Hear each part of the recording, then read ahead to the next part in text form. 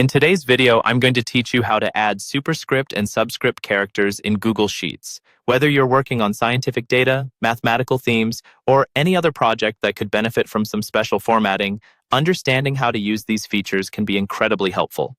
First, you're going to want to start by opening up a Google Sheets document. If you haven't done so already, head over to Google Sheets and either start a new spreadsheet or open an existing one in which you'd like to apply superscript and subscript formatting. Let's begin by creating a superscript. Let's say, for this example, you want to represent 10 squared. In the cell where you want this to appear, you need to type the following formula, equals double quote 10, double quote ampersand, followed by char with an open parenthesis, then the number 178, and closing parenthesis. Essentially, this formula tells Google Sheets to display a superscript 2, which is represented by the character code 178.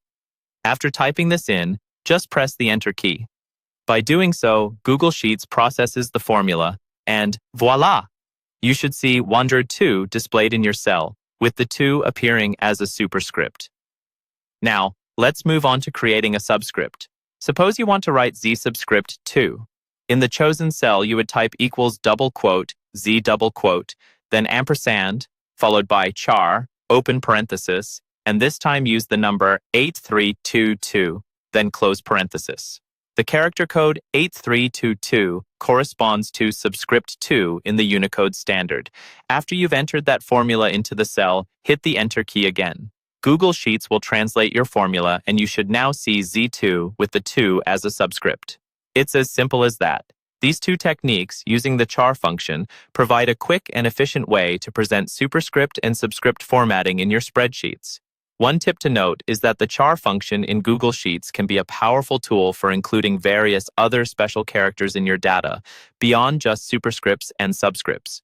Keep in mind that this method requires knowing the specific character codes for the subscript and superscript you want to use. There's a vast range of codes available, so if you need other numbers or characters, a quick web search for a Unicode table can provide you with the necessary codes.